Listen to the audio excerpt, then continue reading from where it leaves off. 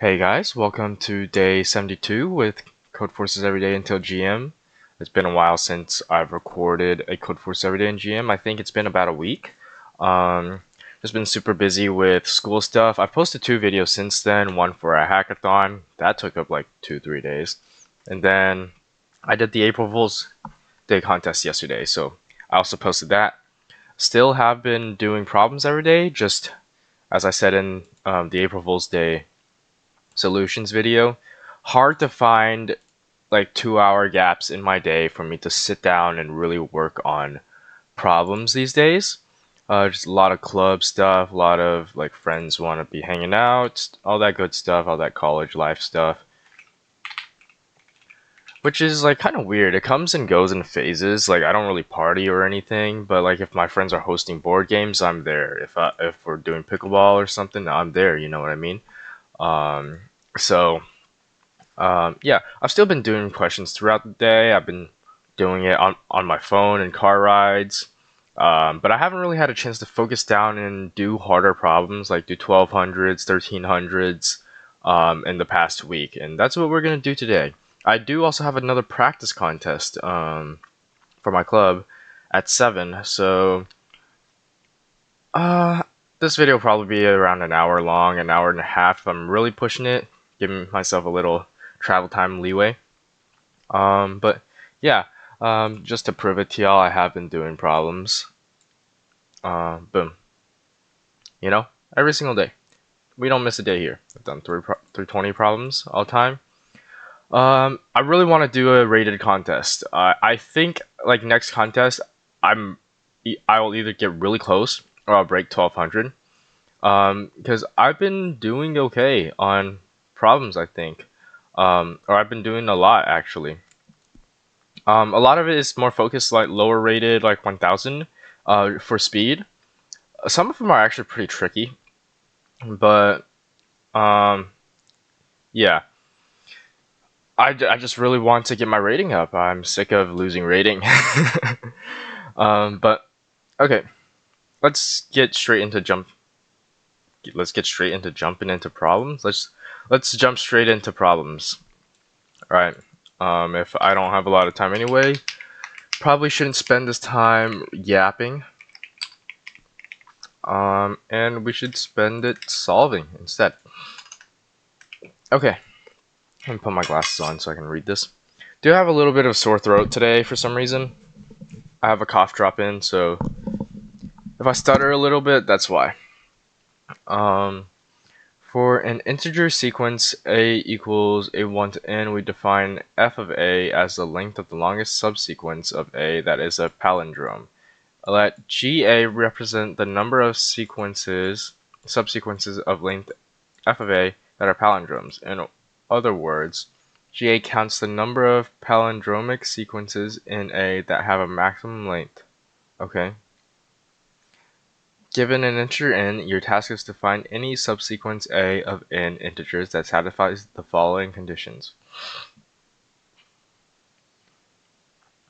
Um, so AI is between 1 and n for all I is between 1 and n, okay? GA is greater than n. Can be proven that this always exists somewhere, okay? Let's just take in our test cases.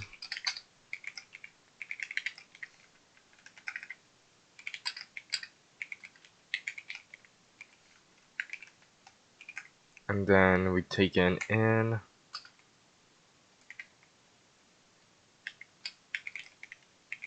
I think this is our only input. Alright. Okay, let's look at the notes.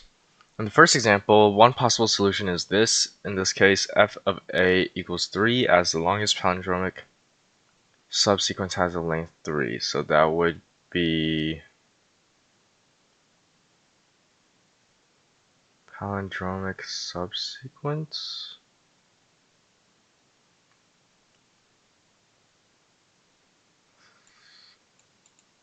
It's not substring, it's subsequence. Where is it like 1, 2, 1? 7 ways to choose.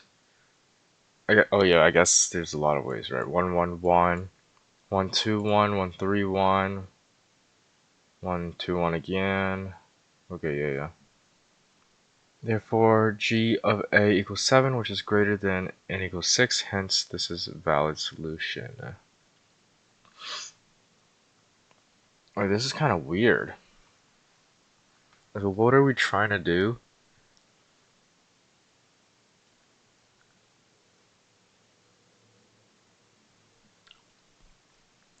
Find any sequence A of n integers that satisfies this.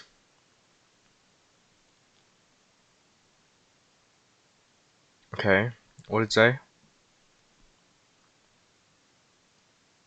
A is the array.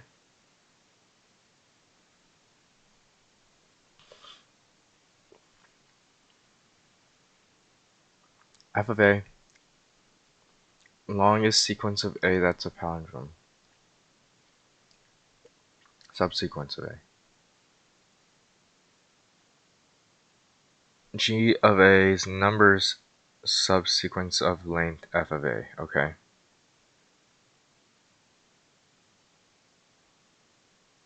G of A is greater than N.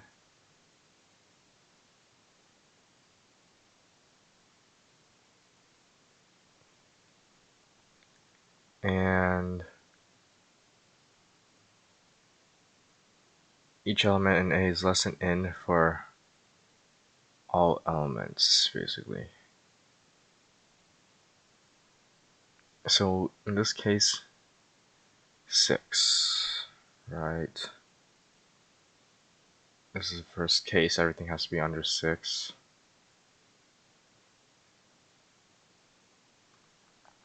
Then we have 7 different combinations. Okay.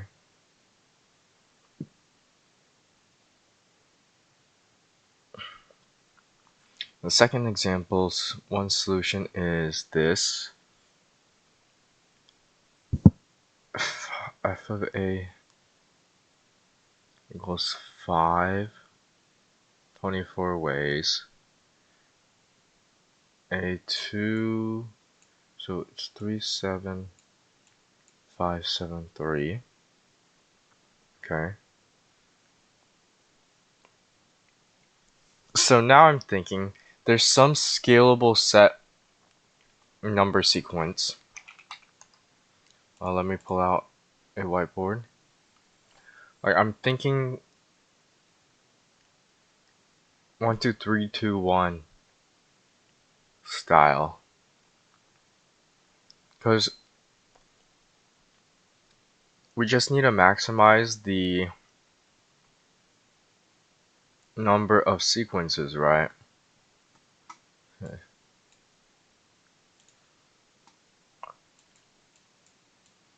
Like we don't care. Like we're fine if it's like way greater. So in this case, n is, or can we just reuse duplicates?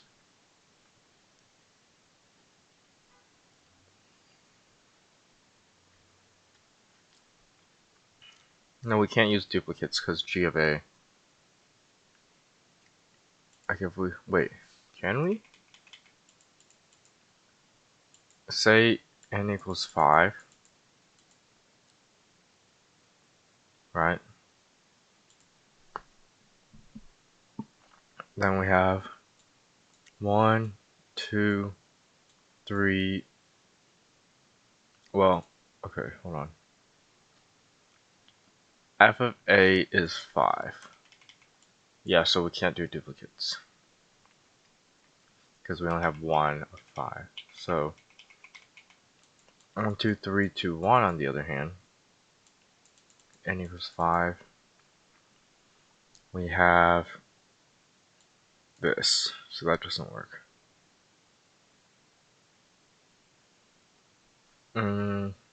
So we can't make the whole thing a palindrome or else our answer is 1. Right.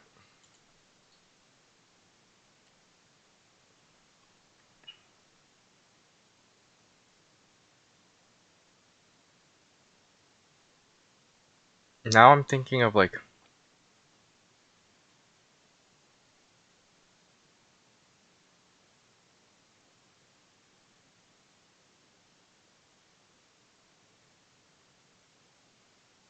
hmm.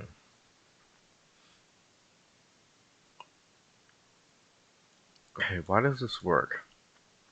Because 1, 2, 3, 1, 2. Okay, I'm thinking like 1, 2, 3, 1, 2, 3 style now. This is 1. Will 1, 2, 3, 1, 2 work? Let's see. So there's 1, 2, 1, 1, 3, 1, and then 2, 3, 2, 2, 1, 2, and that's it.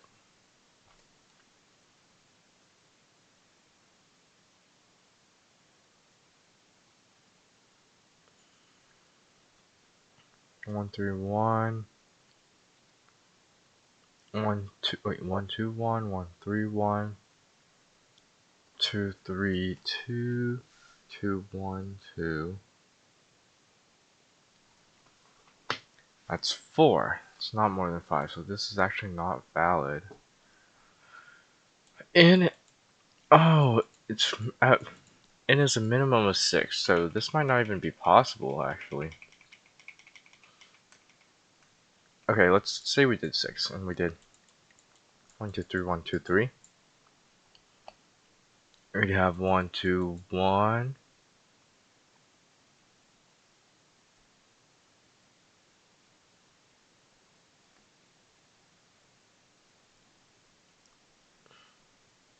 2 or 1, 3, 1. 2, 3, 2, 2, 1, 2, 3, 1, 3, 3, 2, 3. So there's 1, 2, 3, 4, 5, 6, which is equal to 6, but needs to be greater than, right?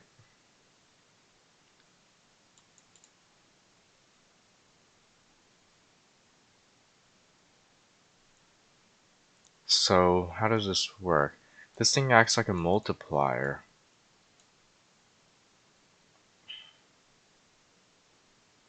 I think. It's 1, 1, 1, 1, 2, 1, 1, 3, 1. Oh, and we can count duplicates. 1, 2, 1, 1, 3, 1.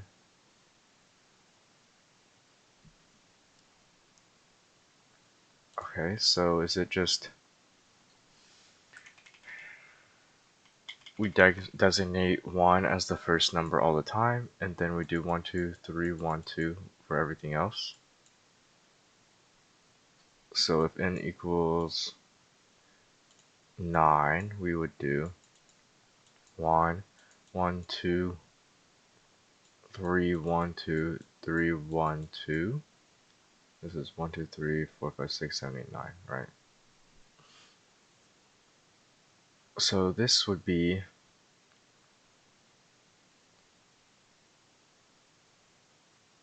um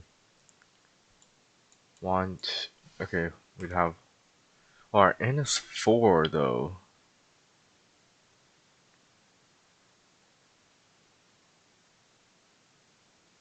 So instead of doing this, 1, 2, 3, can we keep f of a equals to 3? Because it's, okay, does this work? That's a real question now. 1, 1, 1, 1, 2, 1, 1, 3, 1, 1, 4, 1, right? And then we have 1, 2, 1 again, 1, 3, 1 again, 1, 4, 1. And then we have 2, 3, 2, 2, 4, 2, 3, 4, 3, 3, 1, 3, 3, 2, 3, which is well more than 9, right? Is this it? It's just your halfway point is floor. You have a 1 by default. Halfway point is 4, and then you iterate the rest.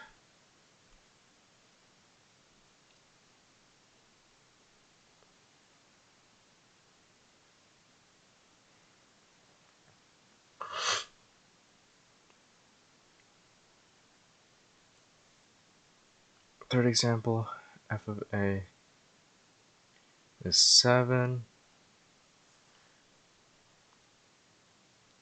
Okay, so we're capping f of a to 3 at all times, basically. Okay, I think this is right though, because this is well more than 9 already. And for each number we have, as if it's 10, then what we do 1, 1, 2, 3, 4, 5, 1, 2, 3, 4, right? We have all these standard, but we have one more. And then we have all these standard, but we have one more. And then for 2's, we have one.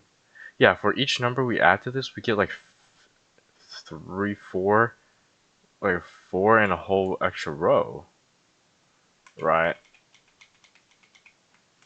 This is well more than enough. So to print equals 1, and then for I in range,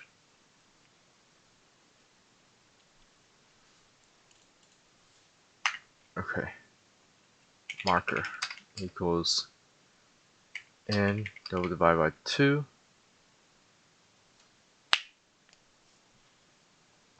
marker 2 is equal to n minus marker.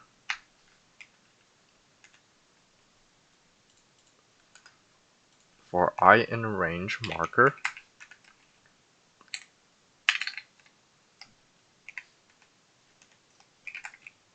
hello, cooperate with me please. To print dot append I needs to start from 1 and go to marker plus 1. And then we copy this, marker 2, print star to print. 1, 1, 2, 3. This is not right.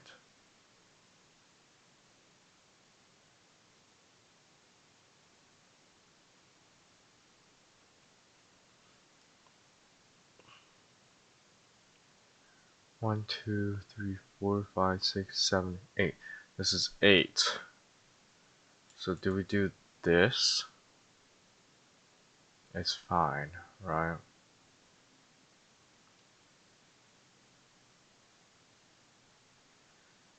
3 minus 1. 1, 2, 3, 1, 2. And then for 9, it's 1, 2, 3, 4, 1, 2, 3, 4. Yeah, okay. 15, it's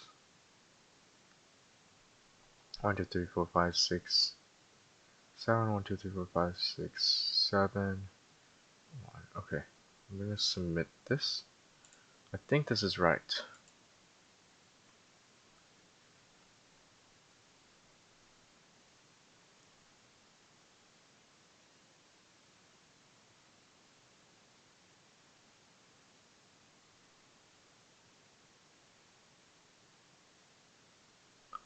Come on, come on. Rock your body. Yeah, we got it. That wasn't that bad. Let's take a look. Okay, so one of my or one of one of my viewers recommended to like actually start learning how to read the editorial.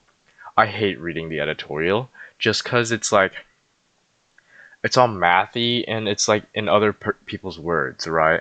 But like eventually when questions get harder, like looking at the editorial is kind of unavoidable, or at least even if you're able to do the problem, if there's other ways to do the problem or like ways to like guide your intuition to get there, it's still worth looking at the editorial, right? Um, so one of the things I'm going to start practicing is reading the editorial or like reading in general. I hate reading. Like if I see a block of text and I don't have to read it, I'll just not read it. Even like when I'm playing video games and it's explaining what an ability does or something. Like I hate doing tutorials. I hate. I just want to jump straight into it, right? And y'all see that when I'm problem solving too, right? Like I have to read the question like multiple times just to like kind of understand what's going on, make sure I don't miss anything. But yeah, this is something I'm in practice too because it'll help me learn better and it'll help with reading speed, reading comprehension, uh, all that stuff.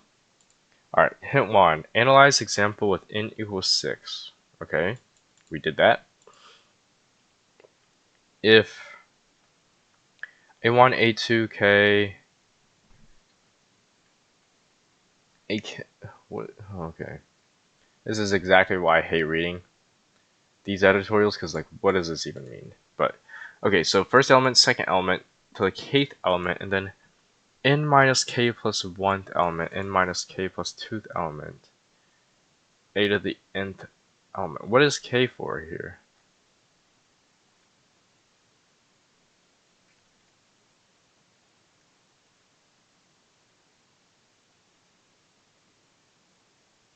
There's also a palindrome for all. So k is between, for all indexes between k and n minus k plus 1. I don't know what that means.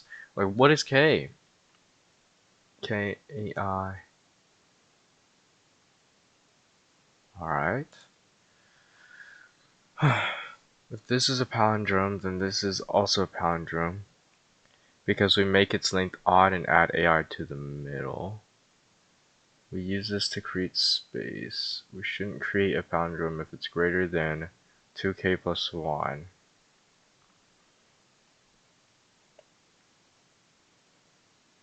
That makes us try something like 1, 2, 3,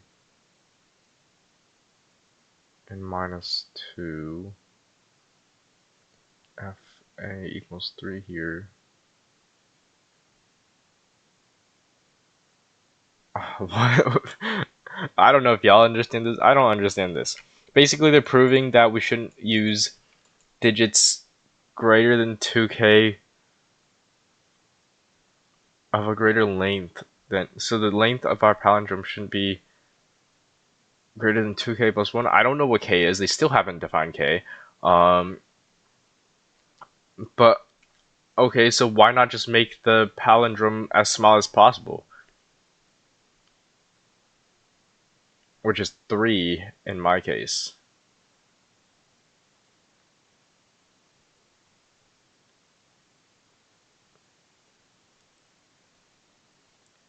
Makes us try something like n minus 2. What the fuck? F of a equals 3, so this makes sense for me.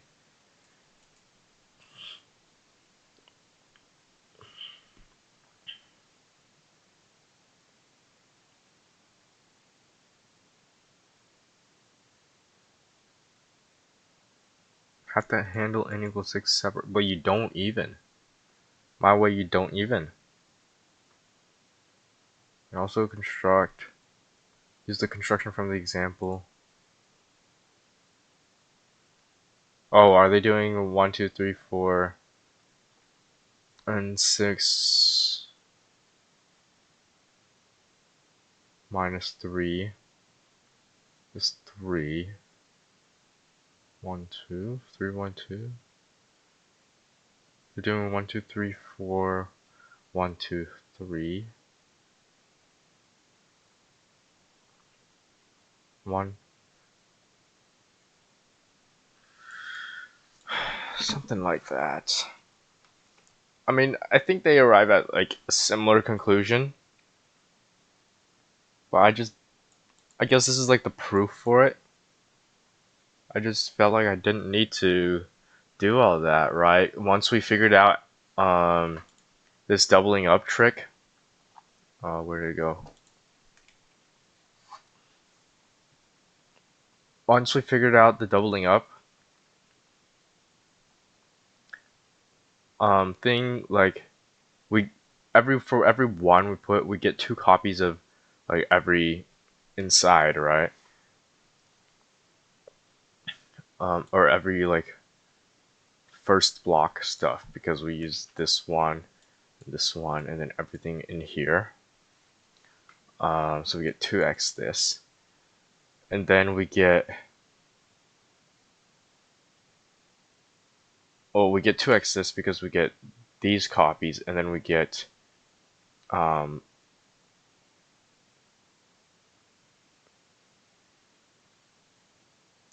yeah, we get these copies, and then we get these copies, and it's like we get x and then x plus 1, and then we get the same for like these, so that's another x, and then for each one we get another x for each pair that we can make, something like that. And then we realized that increasing the number adds a ton. It adds like 1 on each column and then a new column. So I don't know, kind of just a realization type question.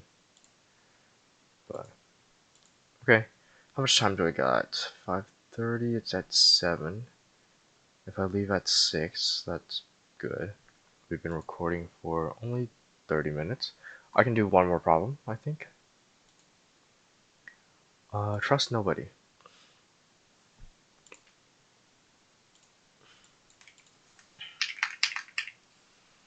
Rating 1200.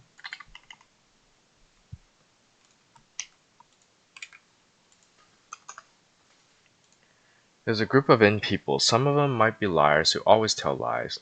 Other people always tell the truth. The ith person says there is at least Li liars among us. Oh my god, among us. Determine if what people are saying is contradictory or if it's possible. If it's possible, output the number of liars in the group. If there are multiple possible answers, output any one of them. Okay. Taking our input first, we take a single integer a. The second line we take in a list, L equals map, or list map int input split.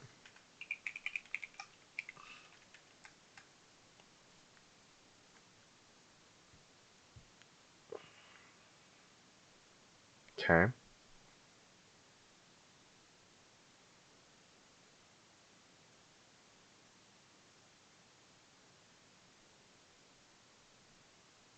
One liar. Okay, so some tell the truth, some liars. The other person says Li liars. Okay, so this guy says there's one liar. This guy says there's 2 liars. I see how it's going. So the only possible answer is that the second person is a liar. In the second example, we can't prove.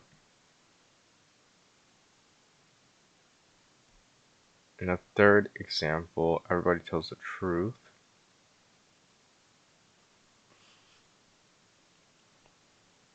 Right? So this is a, how do we determine who is lying type? Okay, how do we find a liar? It's like, we have to find some sort of pairings that like guarantee someone's telling the truth or guarantee someone's telling a lie and then greedily go through it, I think. Right? But there might be like multiple pairings or strategies we can do. It's also a sorting question, so I can see how sorting helps us. But does it help us? I mean, if it's recommended as a tag, it must help us. So let's look at the harder cases, because these are pretty straightforward, right? Well, I guess these are the, like, we're gonna have to go back and look at these anyway. But it seems like there's a case where if it's all zeros, then nobody is lying. Right? If everybody says nobody is lying, then nobody is lying.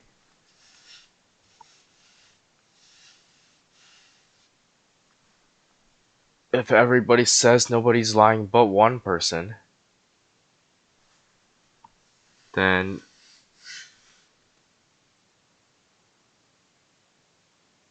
it's impossible. It's not a valid case, right?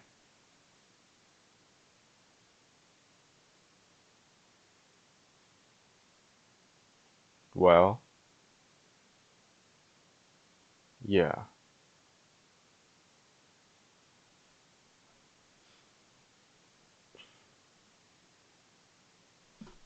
Hmm. And let's look at this case here. 33555. So let's sort it, because that's what they recommended. 33555.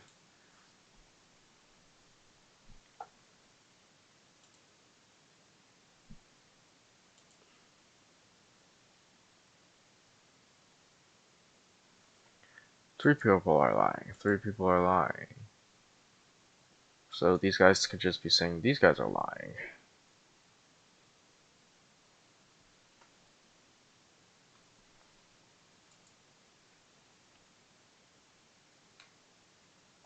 Why did I close these tabs? Right. And then 335566.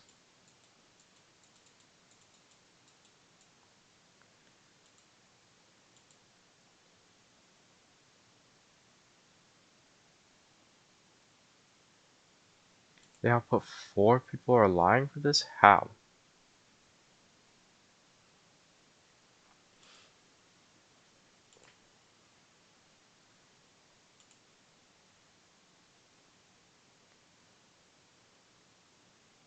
If three people are lying,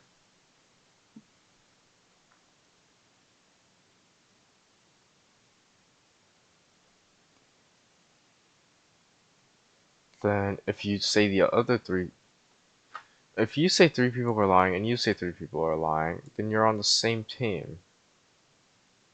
Like, does it ever make sense that you're saying, oh, this guy is lying? No, right? Like, if you have the same amount here, -1.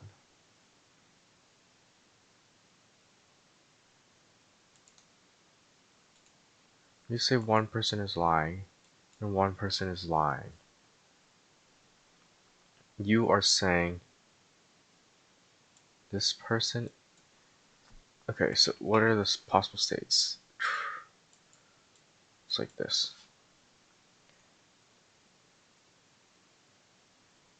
If I'm true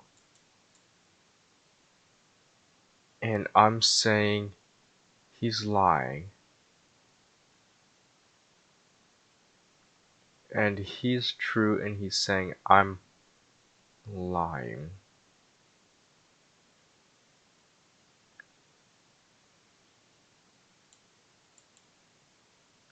if he's, then it's impossible. We can't tell. If I'm true and he's lying and he says I'm true, then we can disregard this and then just say he's lying. Right?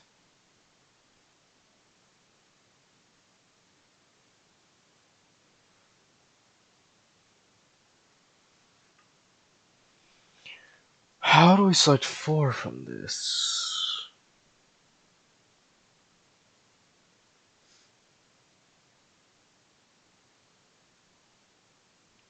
Sixes are saying everybody's lying, including yourself.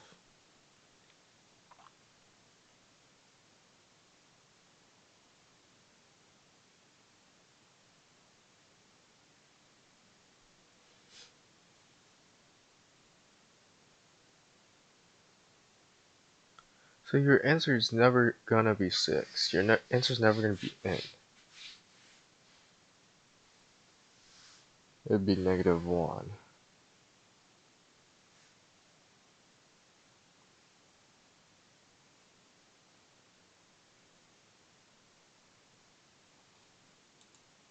Right?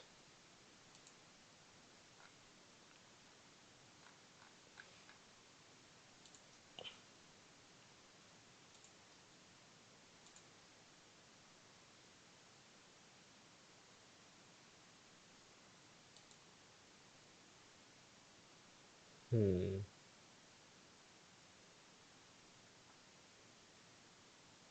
How would you get a number that's not given to us?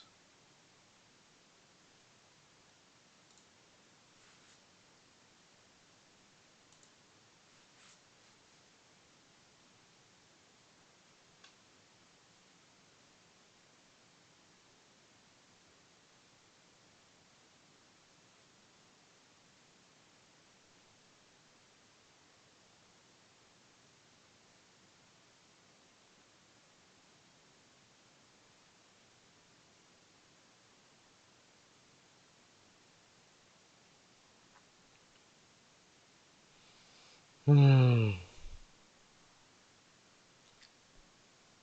How do we check if someone's alive?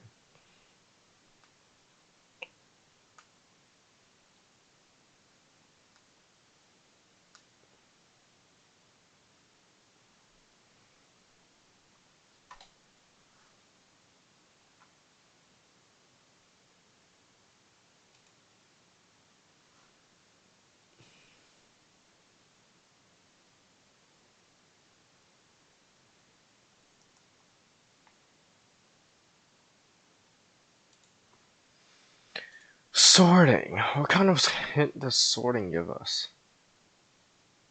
3.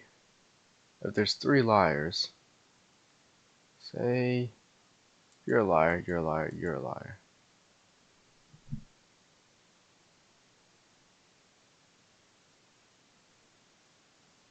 Am I reading this right?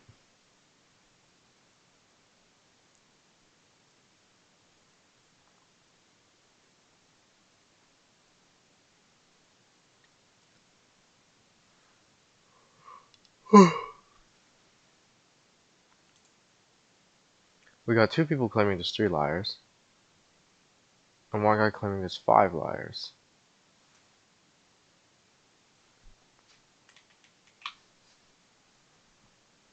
If there's 4 liars, we got 2 people claiming there's 3 liars. How does this work, bro? I'm so confusing. There's 5 liars.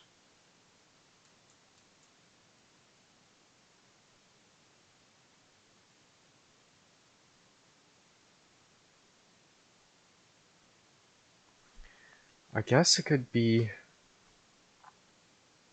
Bruh. Why does my backend just shut off sometimes?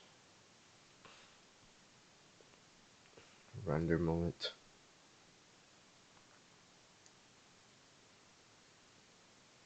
Okay.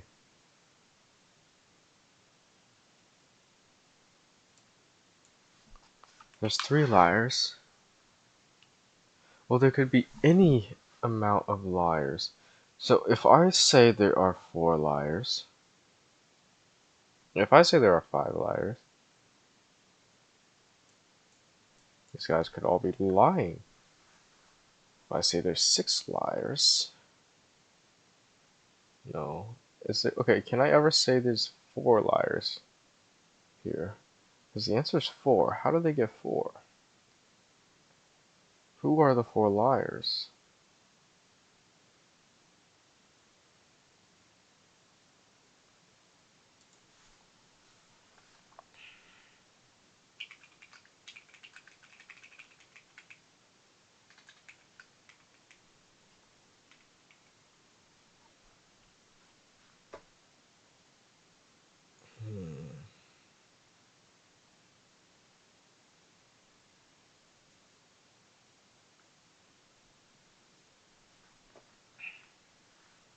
So if we have a true number of liars, how do we find the true number of liars? Our true number of liars is the output.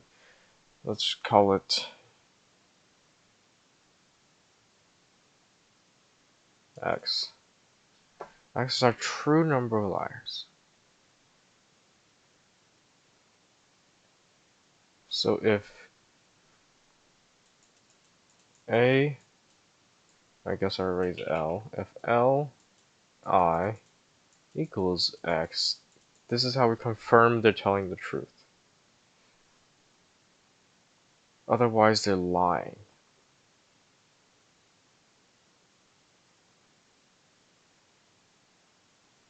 So the number of liars is the number of people that don't equal to X.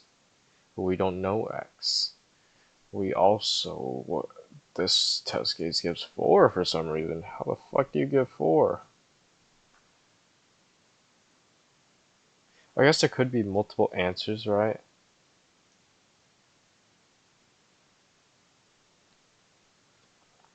It could be, so you're saying it could be 5 liars, it could be, maybe there's like some specific case that gives you 4 liars that I can't really confirm. Okay, but like this feels like you just iterate through n. Like n is small, right? Type of question. And we just check how many are equal to n.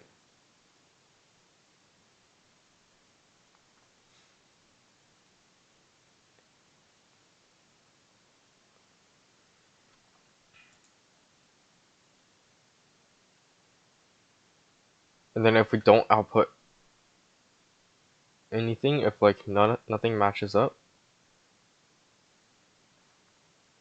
then we print -1. So it's something like for I in range n, if n equals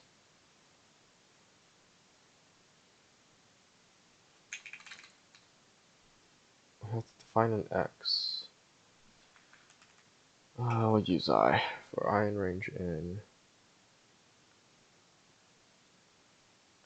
So we're saying there's 0 liars. We also need to add an edge case for 0, right?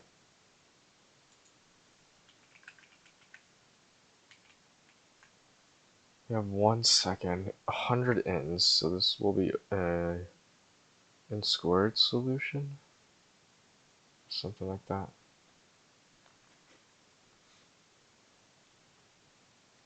For I in range n plus 1,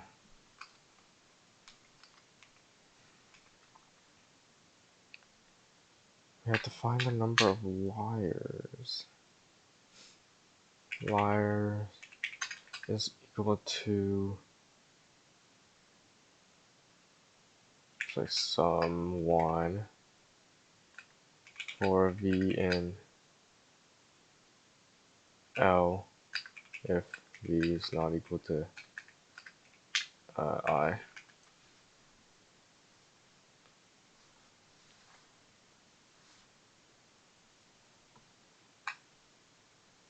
If liars is equal to I,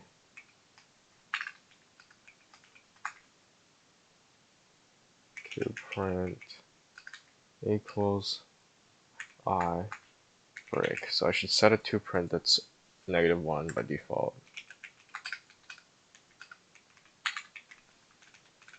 And then we just print to print. Is it? So count, this is in squared, right? We iterate through all the possible ins. We check how many are equal to I. If the number of liars is, wait, we check. What is this doing? We're saying there's 3 liars. We're basically doing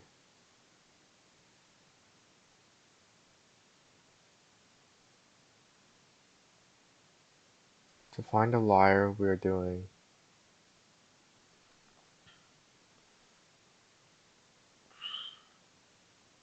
why am I doing this? Isn't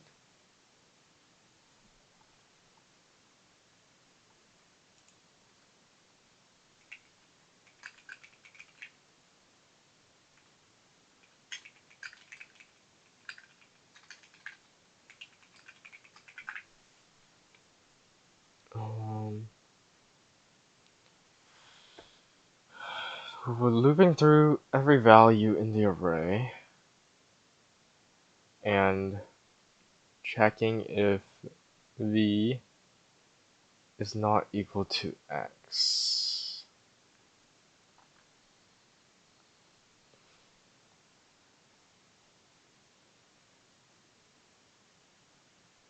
Or I.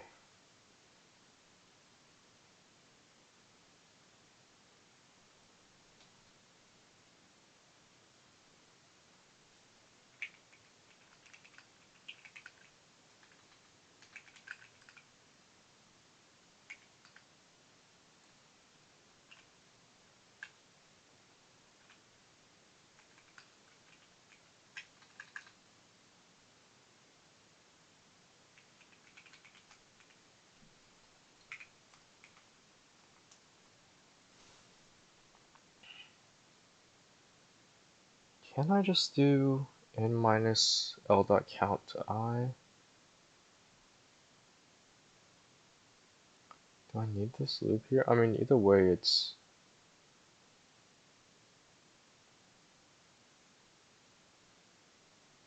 the same. They do the same thing, I think. I don't know if it makes it any faster.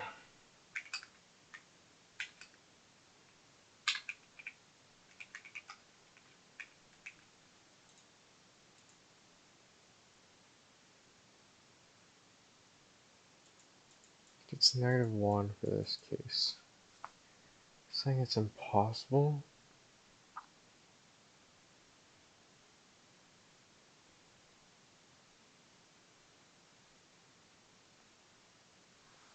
I want them to explain how they get 4 here, because I don't get 4.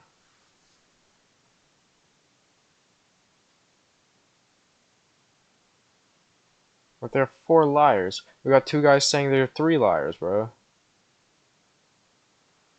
Or like 2 guys saying there's 5 liars. So those 2 are liars. We got 2 guys saying they're all liars, so those 2 are liars.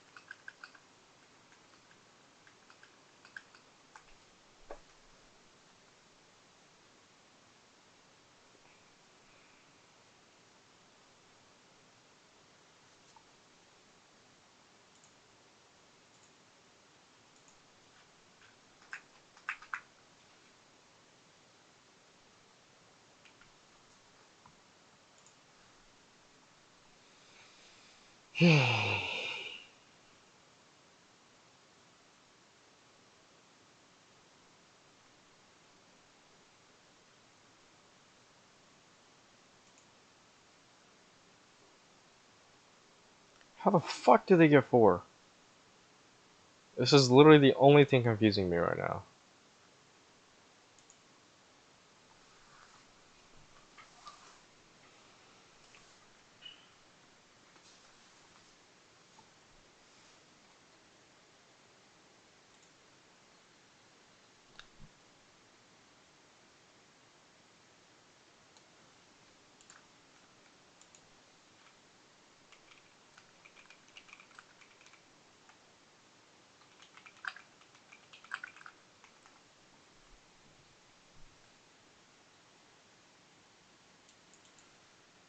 Doesn't do anything for me.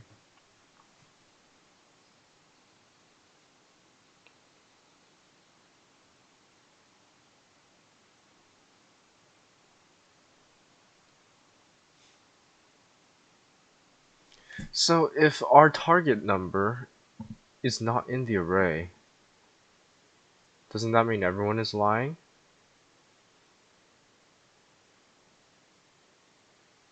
If everyone's lying, then there's 2 people telling the truth.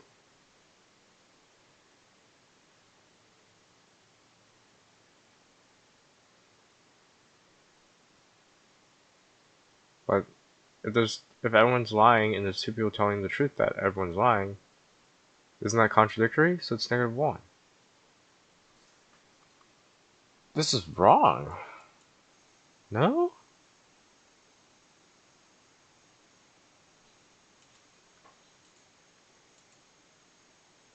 I'm just gonna submit it and see, but I'm pretty sure this is wrong. This doesn't make any sense to me. I think, okay. Sure gonna wrong answer right.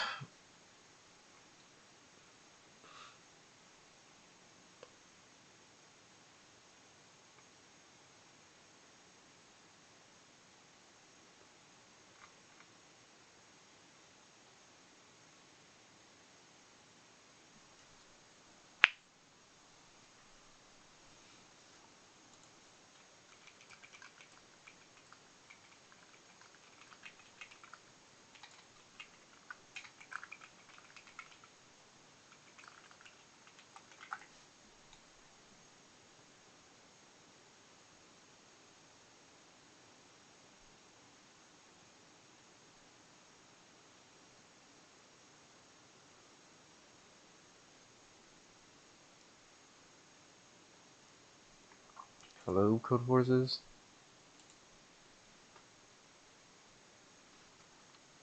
Yeah, I guess I do wrong answer. Can I see my submission?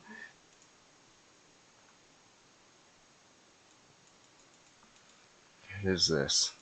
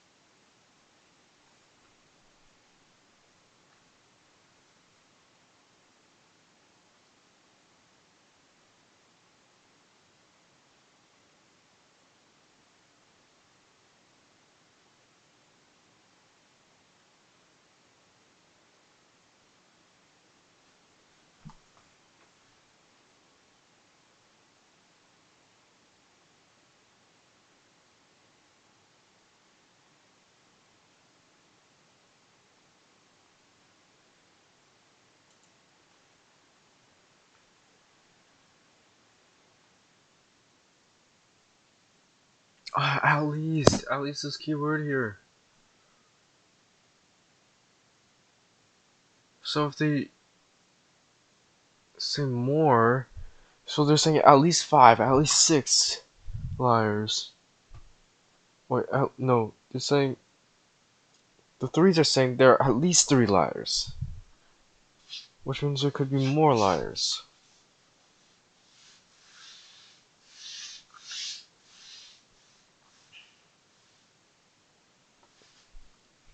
So still iterate through n plus 1.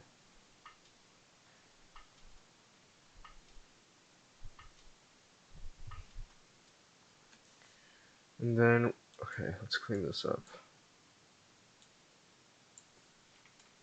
For liar count in range n plus 1 for I in L if not liar, let me do this, liar count is less than or is greater than or equal to I, then they're an actual liar. Liar is 0, liar plus equals 1. And then if liar liars is equal to liar count, then we simply print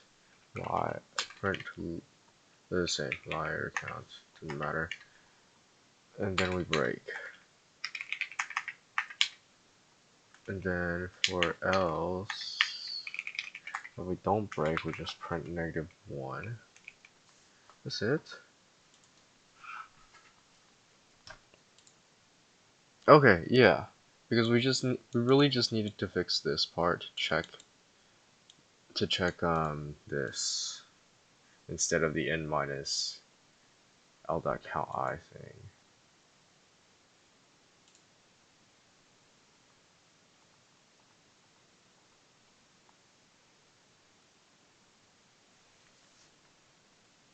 At least this is why you gotta read the question, man. Why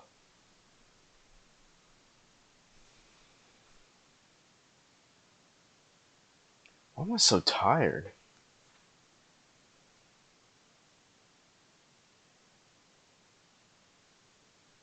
I don't know what it is. Something I ate or what? There we go. We got it. Alright guys, if y'all enjoyed this video, be sure to like and subscribe. I will see y'all guys next time. Bye!